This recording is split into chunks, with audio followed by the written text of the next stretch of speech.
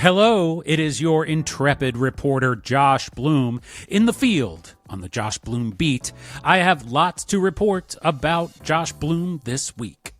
I have been experiencing an interesting phenomenon with my daily 1,461 days of ignoring the Trump administration posts.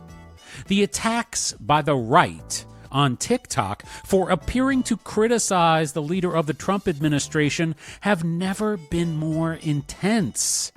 At the same time, the attacks by the left on YouTube for appearing to not criticize the leader of the Trump administration have never been more intense. This has been weird and interesting. I spent a short time working on my clapback skills. Then I read that responding to negative comments can trigger algorithms to push content to viewers who will make more negative and angrier comments. This makes sense because the algorithm says, hey, these people are engaging, let's find more of them. I went back to my method of just deleting these comments. This is effective in satisfying my reach for viewers and my reach for my soul and sanity. Constant negativity builds a bit of immunity, but it also chips away at positivity. While the mystery of how to find the sane side of TikTok continues, I have been excited about the uptick in viewers and engagement on YouTube. Please visit my channel at Superjews, Superjews, and subscribe. Thank you. I am at the P this morning, where the constant beeping of their front door alarm is soundtracking my writing along with the switch to holiday music, which is a putrid combination to my ears. This alarm beeps often, and I would be happy to help if management would like to give me the code. I would never use it for nefarious purposes.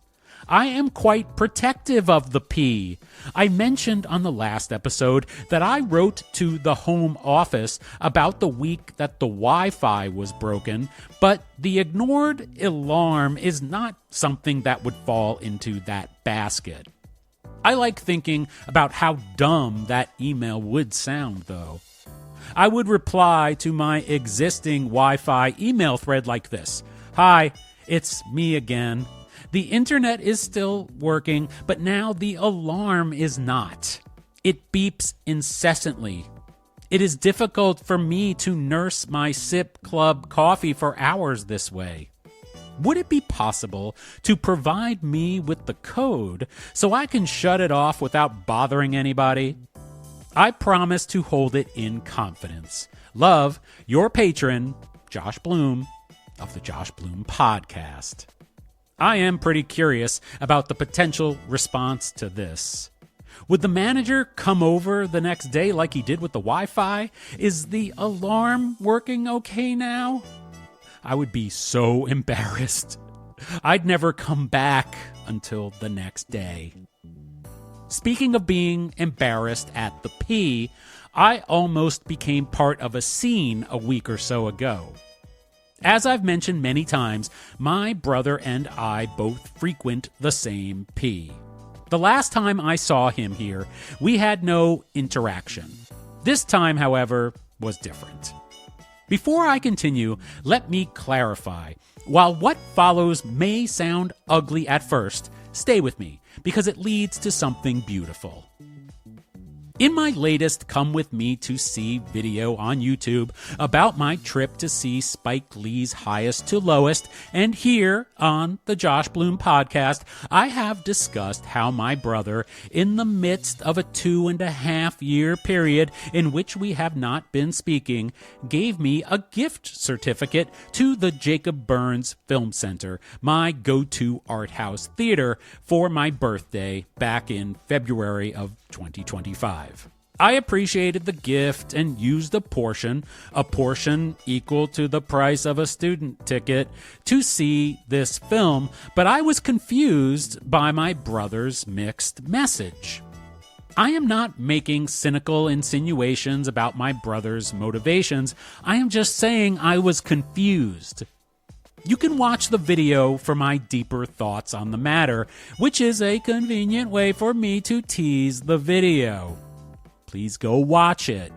In my upcoming edition of Josh Bloom's Right on Time Recaps and its accompanying Come With Me to See video, which will feature my trip to watch a childhood classic, The Goonies, on the big or moderately sized screen at the Jacob Burns Film Center, I go into further detail about what happened with this gift certificate. To preview, when I went to buy the Goonies ticket, I discovered that the remaining balance on my gift certificate had already been spent. I love sending emails to home offices, as you now know, and so I checked in with the Jacob Burns Film Center, and they sent me a screenshot of the transaction, which detailed who used it and what they purchased. Look, I bear no ill will. I am laughing out loud about it right now. I hope my brother and my niece enjoyed seeing A Complete Unknown, the Bob Dylan biopic. I didn't have an interest in seeing it myself anyway. When I explained to the nice woman at the Jacob Burns Film Center that my brother might have gotten confused, she left 2 passes at the box office for me to use whenever I wanted. Thankfully, The Goonies was a special family screening that only cost $5, so I paid in cash on that day and saved the passes for more expensive tickets. I used one to see Paul Thomas Anderson's One Battle After Another, which will also get a Josh Bloom's Right on Time Recaps write-up and accompanying Come With Me to See video. I still have a second pass in pocket. By the way, yesterday I was transcribing my notes from watching The Goonies, and apparently I spent most of the movie crying. Anyway, I wasn't planning to explain all of this now, but then my brother walked into the P last Saturday. It turns out that he has been listening to the Josh Bloom podcast. This is not the first time he has confronted me at my home base, the much heralded, but sometimes lightly, although lovingly criticized P, as I detail in the video that I have been suggesting you watch. My brother approached me with a $20 bill in his hand, accompanied by words to the effect of, "I heard your podcast." It was clear very quickly by his tone and the look on his face that this $20 bill represented a sarcastic gesture. I was taken aback, especially since he seemed agitated, which didn't surprise me but still concerned me. I joked, "Well, you actually spent more than $20. And then I added, "I don't want your money. I want to have a conversation. Can I buy a conversation?" He then proceeded to call me a few names, threw in some character insults, and finished up by saying that I am delusional. Hey, I think we all know that existence itself is a delusion. At least that's what science says. Needless for me to say, he didn't want to have a conversation and specifically asked that I mention here on the podcast a text I sent him at the same time I received the gift certificate, which, as it turns out, I sent on the day before he spent the gift certificate. In that text, I said I was confused by the gift and suggested that if he wanted a relationship with me, he needed to hear me out and converse with me man to man. In the brief interactions we've had since that text exchange, he's mentioned the phrase man to man several times. I am not sure why. It is a common phrase to me that simply means frank conversation, and frank conversation is what I am looking for. He wouldn't take the $20 back, and so I put it into the tip jar at the counter. Now, after this confrontation, I spent the next few hours feeling sad that it happened, but I reminded myself that my brother is angry at me. I have changed a lot over the past couple of years, and when you change, the people who have known you for years or a lifetime don't always recognize who you are anymore. Anger is a product of fear, and fear is reasonable when you don't recognize your family. In fact, my brother made a comment about mourning me. I spent some time reflecting on this throughout the day and started to feel surprisingly optimistic. Even though our interaction was negative on the surface, it was real, and that's all I'm looking for. Obviously, I don't want the vast majority of real interactions with my brother or anyone to be negative, but what happened started to feel like a door opening. I felt like my brother got a chance to just be angry, and I feel like that is healthy. I also realize I might just be framing what happened in a positive light, but I actually ended up laughing about it that night. It reminded me of a few days before when I broke it off with the old flame again, and he texted me to call me a stupid bitch. I have repeated this now to myself and others several times since it happened, and I just start laughing. I put myself in his shoes. He feels like I'm a stupid bitch. That's that. I appreciate the candor. He's angry with me. Just as I was contemplating all of this, I received an unexpected email from my brother apologizing, not for what happened that day, but for using the gift certificate. The reason this is beautiful to me is that I imagine it was hard for him to say that. Using the gift certificate was so crazy that I was actually impressed by how crazy it was. I don't revel in catching him, except maybe for the content, and I don't even care that he used the gift certificate, especially since the theater took care of me. I am actually thrilled that he appeared to sincerely apologize for using the gift certificate because it is a step towards the real relationship I feel like I have never had with him. There is still plenty to address, and let me be very clear. All of my requests to talk have included a reminder that I am absolutely ready to hear whatever he needs to get off his chest about me. I replied to his apology about the gift certificate. I said that I accepted his apology. If he is listening now, I hope he knows that there is no rush.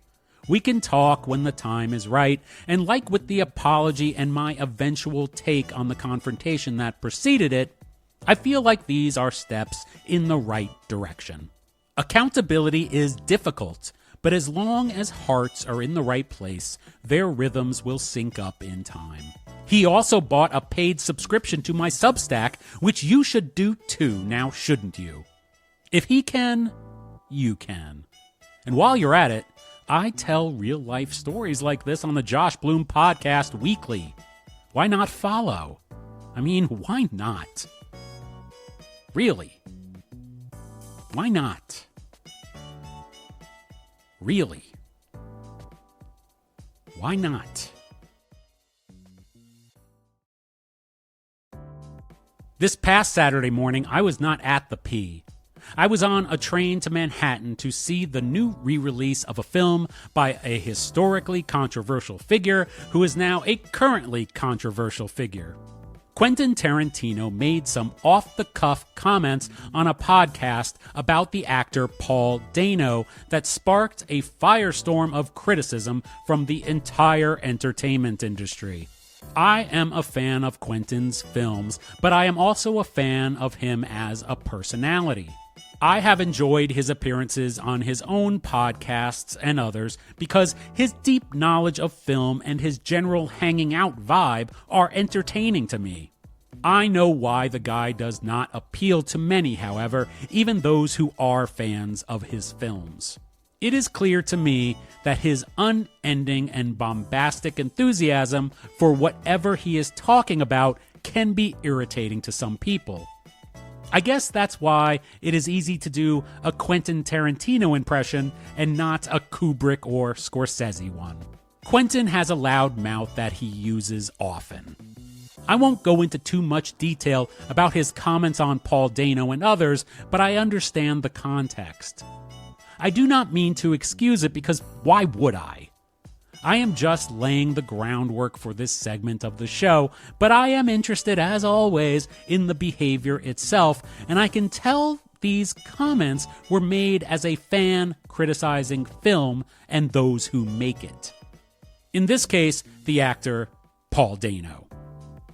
If I was hanging out with a friend, if I hung out with friends and said, man, Paul Dano is the worst actor in the Screen Actors Guild, which is what Quentin said, my friend would either agree, disagree, or remain neutral, and no one would care. But when Quentin Tarantino says it in public, it is cause to rush to Paul Dano's defense, and at the same time to slam Quentin Tarantino for being a bad actor himself, which he is. And I think he knows that, which is why he became a writer and director. Anyway, again, I am discussing this to contextualize the circumstances by which I attended a screening of Kill Bill: The Whole Bloody Affair. Thanks to Bank of America for trusting me with the credit required to fund this excursion. I hope to pay you back before my interest-free period expires. This film is the stitched-together version of Quentin Tarantino's 2 Kill Bill films that were never actually 2 films to begin with. I posted on socials that I plan to yell, "Justice for Dano!" throughout the show, and pointed out that since it is taking place on the Upper West Side of Manhattan, the room would likely be filled with dorks and olds anyway, so they won't do shit. Of course, this is sarcasm. I wouldn't yell a thing or anything. But frankly, I don't think Paul Dano is that great either. I think that's why so many came to his defense in the industry. They love him personally and felt like he was being picked on in the 3 seconds that Quentin Tarantino mindlessly commented on him. Quentin's beef was that Paul is the weakest piece of There Will Be Blood, and come to think of it, he's right. I don't know either of these men. I am merely commenting on art and artistry. I don't mind slamming an artist I admire for their questionable life choices, and will abandon them on a case-by-case basis depending on how offended I am. For instance, I cannot listen to Michael Jackson anymore after seeing Leaving Neverland. Don't watch it if you don't want your love of Michael's music permanently terminated. As for Woody Allen, I still own copies of many of his films, but I have a difficult time with him too. As I wrote in my Josh Bloom's Right on Time Recaps post about a sequence in Spike Lee's Highest to Lowest, we zoom in from the opening that reminds me of the disgusting bastard Woody Allen's craptacular Manhattan. If that somewhat sarcastic, yet sincerely slamtastic sentence is not calling the dude out, I don't know what is. I realize I am also satisfying the culture's cry for some form of virtue signaling.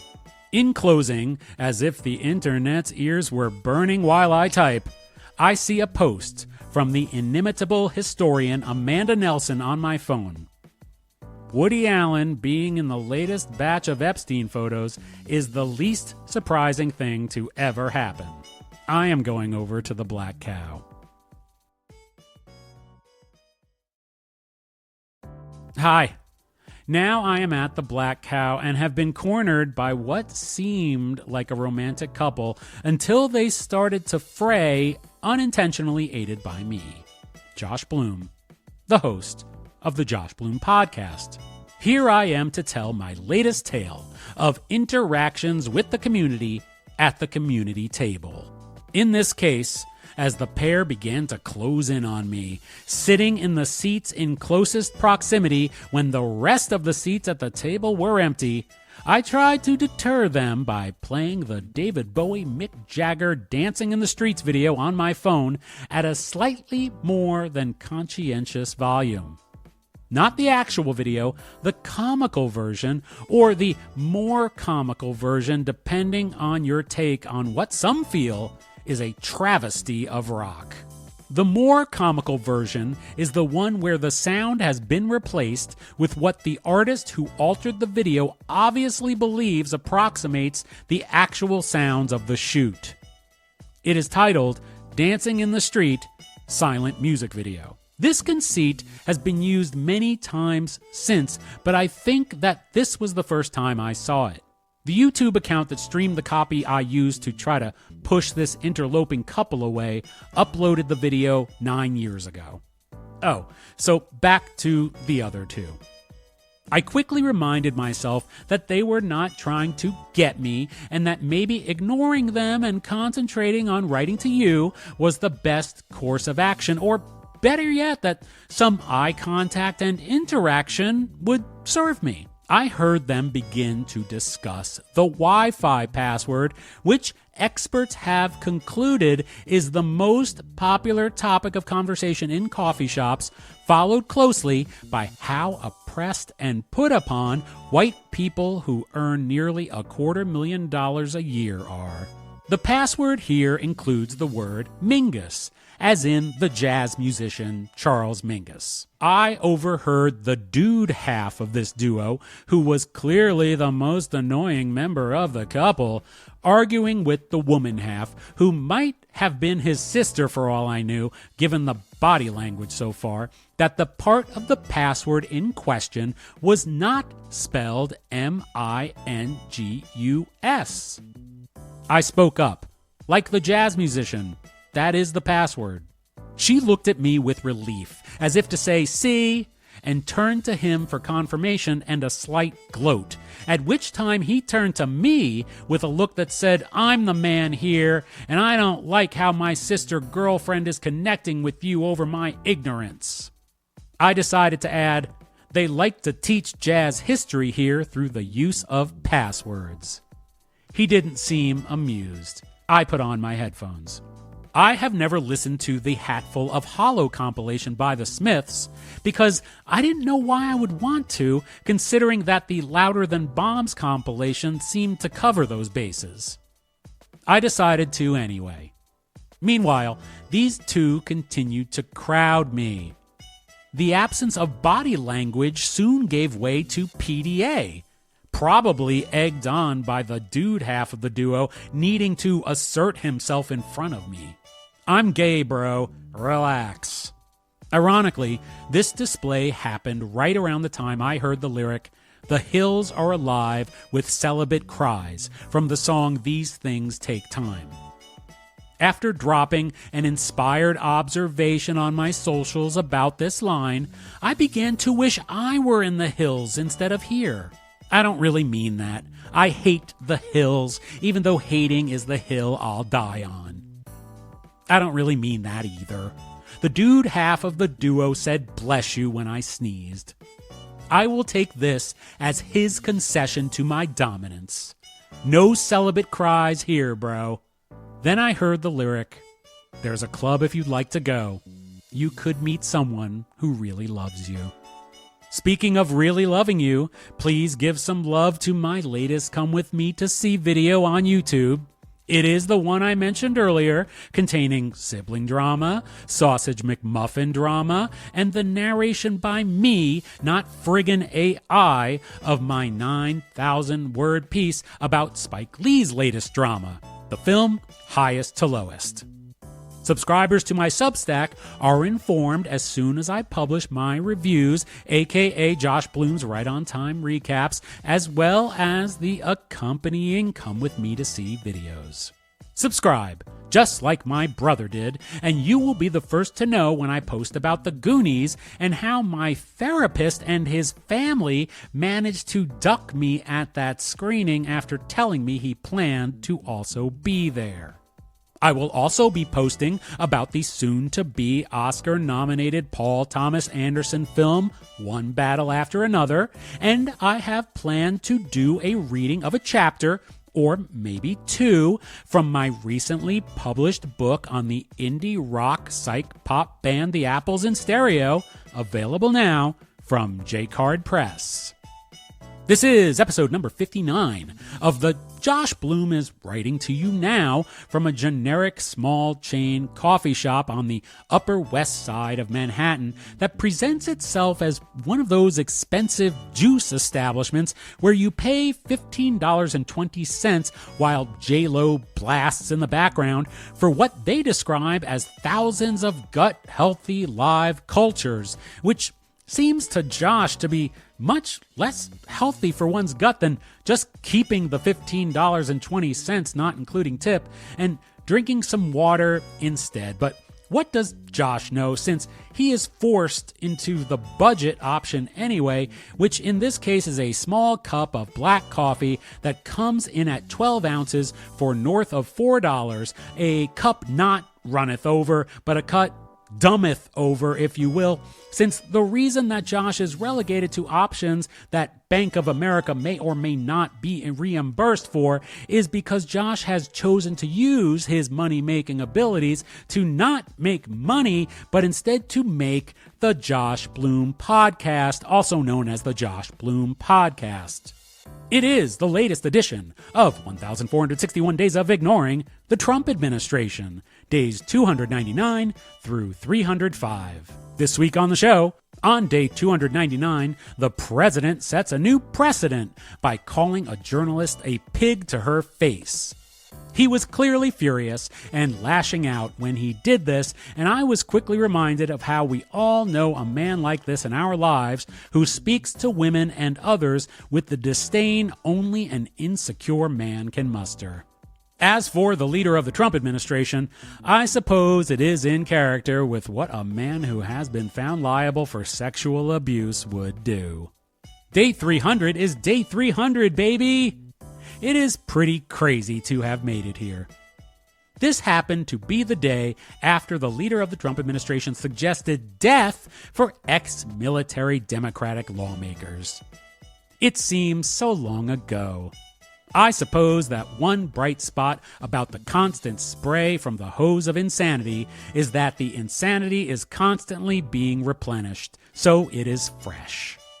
Day 301 sees me pondering how tethered we are to the internet, and I don't mean as a social, information, or entertainment tool. I'm talking about how the infrastructure of everything we consider normal relies on the flip of a switch.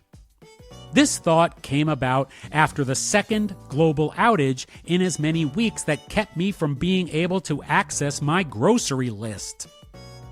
Day 302 fell on the day after newly elected NYC Mayor Zohran Mamdani visited the Oval Office, where he seemed to hypnotize the leader of the Trump administration into some kind of fawning fanboy. Even the planted, rage-baiting right-wing journalists failed to rage-bait Mr. Mamdani. I suggest a few theories about how and why it went down this way. Stay tuned to see if you agree. Day 303 is dedicated to addressing a commenter with one of those 10-number usernames who sarcastically calls me brave with the kind of tenuous grip on grammar that I enjoy taking to task and mocking. Of course, I don't feel guilty because this commenter, like so many others, is likely a bot or paid rage farmer. Believing this allows making mockery oh so delicious. Day 304 is Thanksgiving Eve, where I solicit sympathy for the state of my family or lack thereof. I admit that I will be alone, but will still be accompanied by the hope that is in my heart. I don't consider any life state permanent. The only permanence is in demise, and so I accept the flux of reality and ponder my therapist appointment to come later in the day. Day 305 is Thanksgiving, and I take the opportunity to sympathize with the overeaters in the crowd and to warn against the capitalism and consumerism that arrives the next day on the ill-named Black Friday.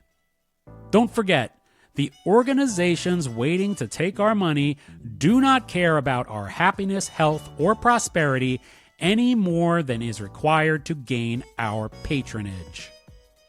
Don't forget to follow me on all of my social media. Find all of the links at superjews.com or IamJoshBloom.com, which both take you to my link tree, but I've included the second one in case you don't want to type superjews into your browser. Who wants to do that during this incredibly sensitive time for my people, right? As I mentioned earlier, my book about the apples in stereo was published a week ago. You can purchase one from your retailer of choice at applesbook.com. Press is starting to land, and I would love for you to grab a copy of what Jed Bodwin, host of NPR's Into Music podcast, calls a deliciously singular work that defies classification and makes us rethink the rock book, and that Mark Masters, writer for Rolling Stone, The Washington Post, and Pitchfork, among others, says is a different style of band biography than I'm used to, and I like it. A uniquely compelling view of a uniquely compelling band. I have included links to 2 recent podcast interviews with me about the book in the show notes. Please have a listen later when you're done listening to me here. Listen to me all the time, I don't mind. And now, let's get into 1,461 Days of Ignoring the Trump Administration. Just so you know, I was a good Samaritan this morning on my way out to my car. A woman stopped for me as I was crossing the street, and while she had my attention, she rolled down her window to ask a question. In these situations, I rarely have an answer besides, I don't know, but not today. She wanted to know where the visitor parking spaces were, and I was so glad I could answer her question. It is very rare for this to happen. I tried to give a wave or at least a knowing glance to acknowledge the time we spent together as I passed her car on the way out of the complex, but it appears she had forgotten all about me by that time. I wonder what she is doing now. I'll be thinking about that while you and I are apart. Day 299 of 1,461 Days of Ignoring the Trump Administration. I am not a self-help guru. I'm just trying to help myself. When we hear the leader of the Trump administration publicly call a journalist a pig to her face, and by the way, it's not just that he called her a pig, it's the context in which he did it. He was furious, angry, lashing out, and he contextualized his name calling within the statement, "You be quiet, piggy," just like an adjudicated rapist would do. Please believe he has said much worse in private to women and others. When we hear this kind of talk, we are instantly reminded of a man we knew or know in our own lives, who we saw talk to women and others this way, and no one said or did anything about it. A person such as the leader of the Trump administration behaves this way because he feels that there are no consequences, because there never have been consequences.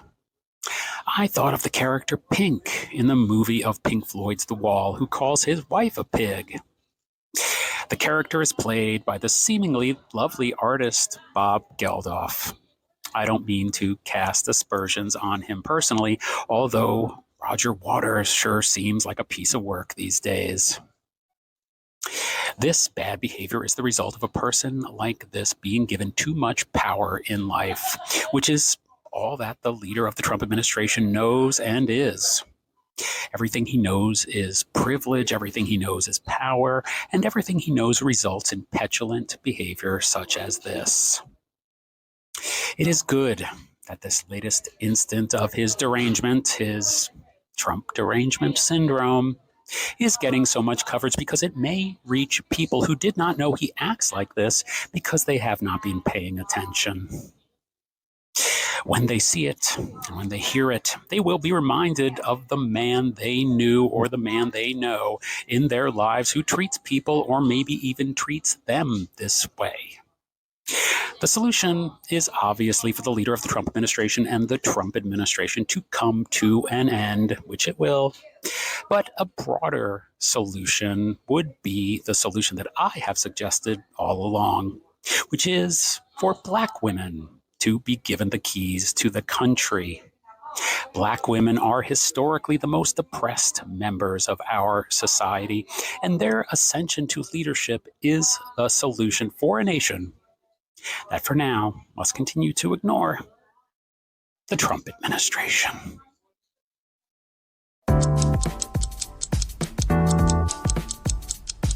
Day 300 of 1,461 Days of Ignoring the Trump administration. I am not a self-help guru. I'm just trying to help myself. Wow. What a milestone, 300 days.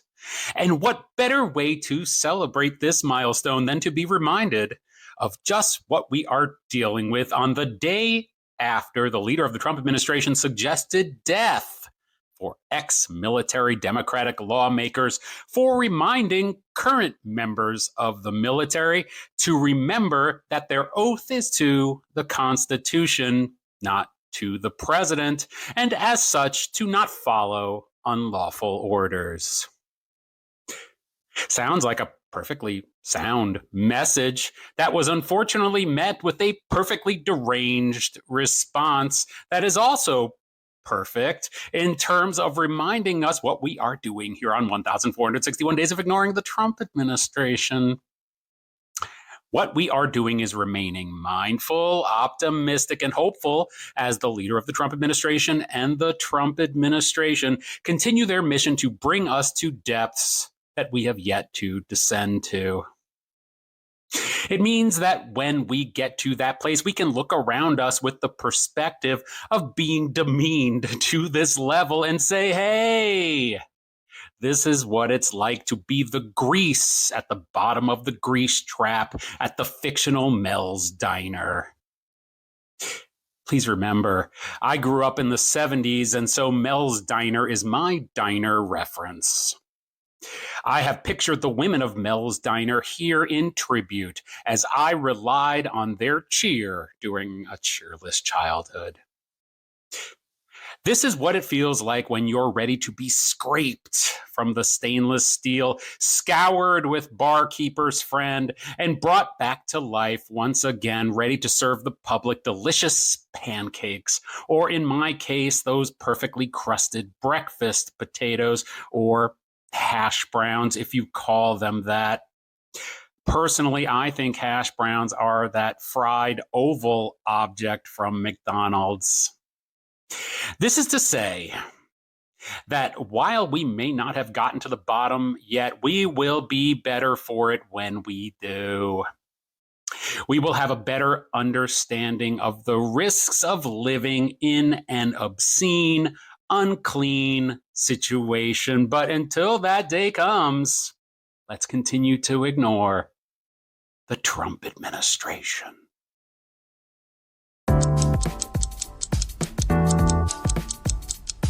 Day 301 of 1,461 Days of Ignoring the Trump Administration. I am not a self-help guru. I am just trying to help myself. Have we considered how incredibly vulnerable we are as a species because of how we have built and based our lives around the internet?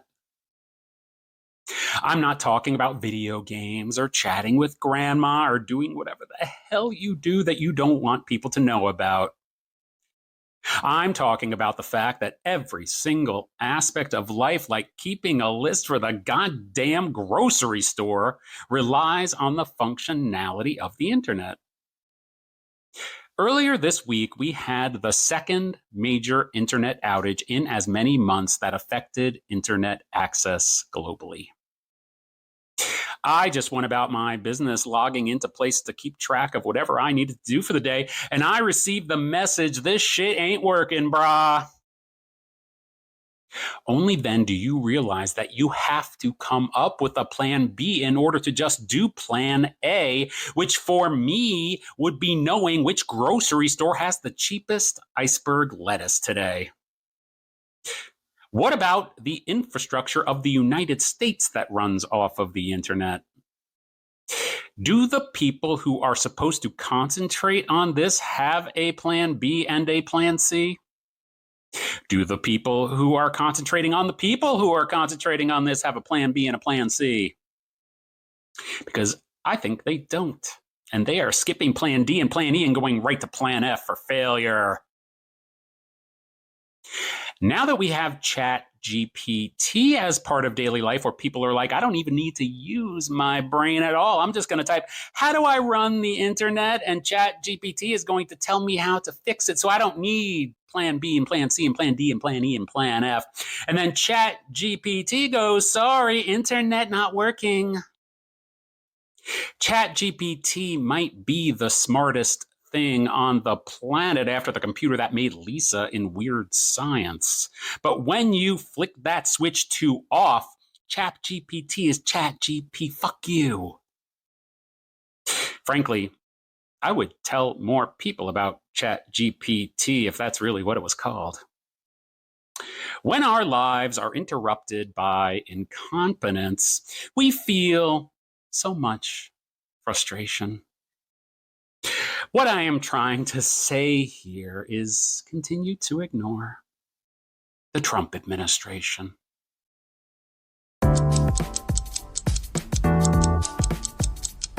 Day 302 of 1,461 days of ignoring the Trump administration.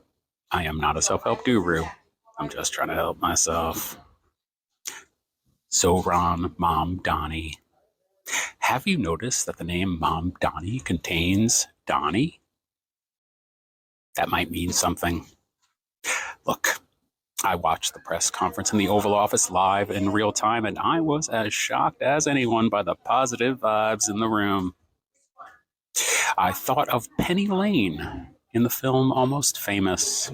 It's all happening. Even the planted rage-baiting right-wing journalists failed to rage-bait Mr. Mamdani. Now, there are plenty of theories as to why this press conference went so well. The simplest could be, hey, maybe the leader of the Trump administration was just having a good day. The files are about to be released and he's enjoying all the attention. Could be, some say, Mamdani charmed the leader of the Trump administration. Some say the leader of the Trump administration gaslit Mamdani. I don't think that way. I believe in a simple and straightforward analysis of human behavior, and putting aside that the leader of the Trump administration was just in a good mood, I believe Mamdani went in there with the idea, hey, I'm not getting into all sorts of conversations about 100 different topics. I'm getting into one conversation. That is, how do I improve New York City? And how can you help me improve New York City? And no matter what anyone says about you, what anyone thinks about you, the leader of the Trump administration, we both have Donnie in our names. And you have the power to influence what I need to do to improve the lives of the people of New York City. I believe that discounting all of the leader of the Trump administration's bizarre behaviors that include lashing out at anyone and everyone around him, at the end of the day, when you approach the leader of the Trump administration with, hey, I acknowledge your power, bro, can you use that power to help people?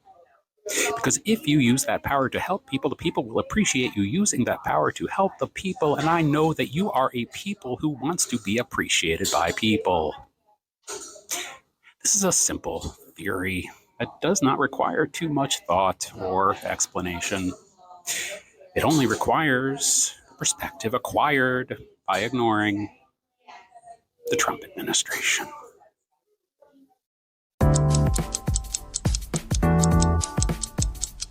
Day 303 of 1,461 days of ignoring the Trump administration. I am not a self-help guru. I'm just trying to help myself.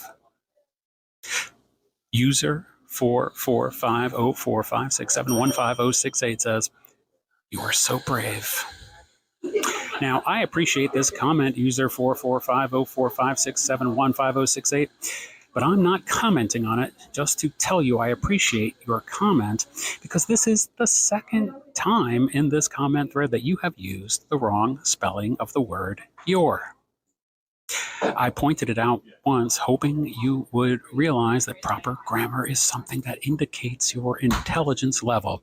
But when you are called out for making a common grammar mistake that reveals so much about the root of your allegiance to the leader of the Trump administration, and then in the reply to your grammar mistake, you make the same grammar mistake again, well, then, user 4450456715068, I have to wonder just what the hell is going on in that mind of yours. Let me roll this rhetoric back just a minute. I realize, user 445-04567-15068, that you are likely not a user at all. You are likely a bot, a rage baiter at a rage baiting farm, or sadly, you are a person who is just looking for a human connection with someone like me, who seems friendly, but maybe a little too enthusiastic, kind of like a gay version of the character Lloyd Dobler in the film Say Anything. And grammar is the least of your concerns. I am a man with failings, to be sure, and quite often those failings manifest themselves as a lack of compassion for how the shortcomings of my fellow travelers in this crazy experience called consciousness affect their behavior. This is why I hold a shred of hope for the leader of the Trump administration that he will somehow turn his ugly life around at some point before he meets that great red man in the ground. I need to apply the same attitude to the followers of the leader of the Trump administration, and that includes you, user 445-04567-15068. I will stop right now with my criticisms of your grammar, spelling, and punctuation. In turn, I would like you to start ignoring the Trump administration.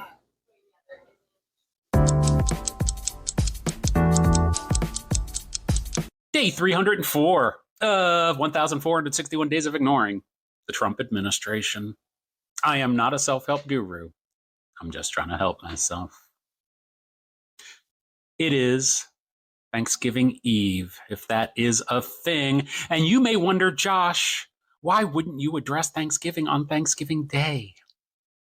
Well, I will do that too, because I will be here. And the reason I will be here is I don't have anywhere else to be. There was a time when I did have somewhere to go on Thanksgiving, but that time is in the past. But I also believe here on day 304 of 1,461 days of ignoring the Trump administration, that day is also in the future. The future is what I want to talk about today, because if you are like me, without somewhere to go on Thanksgiving, be thankful for the hope that is still in your heart about where you will go in the future.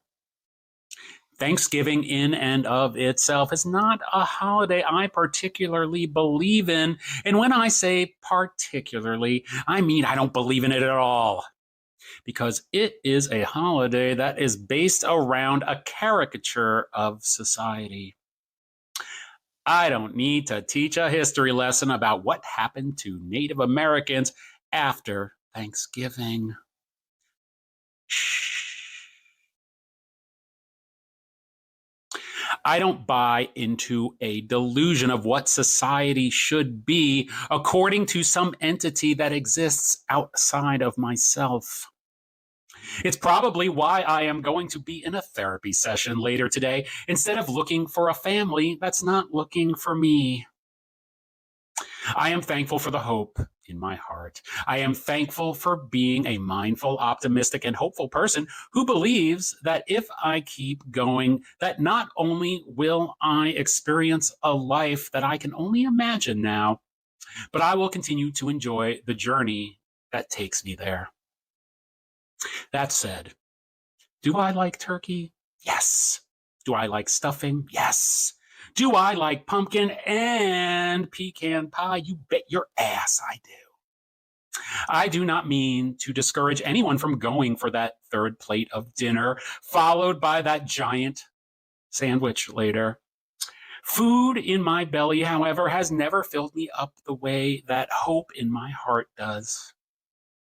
When you are holding hands around the table as you are awkwardly required to give thanks, please enjoy your celebration and please ignore the Trump administration.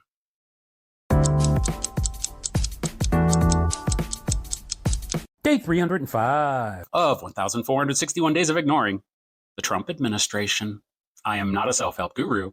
I'm just trying to help myself.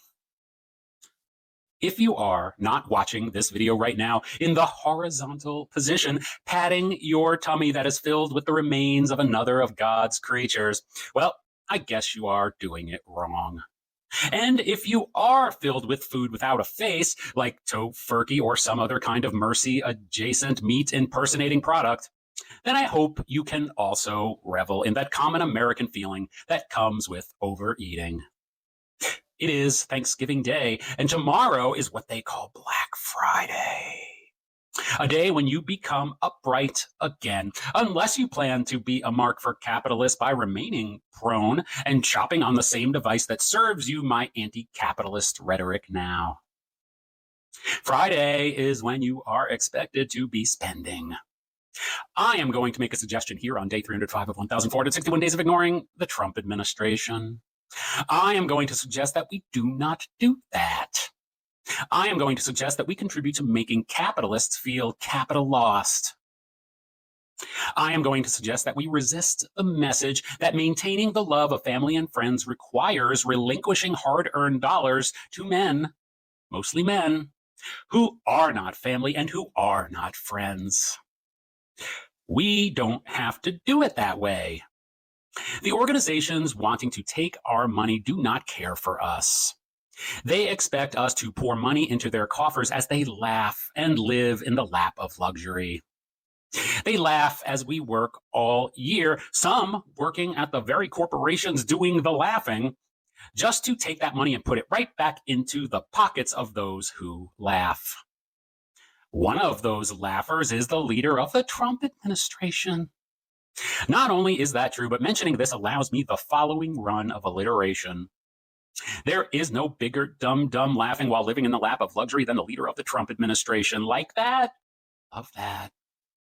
But seriously, I would like to suggest that this year, keep that money earning interest for you instead of them.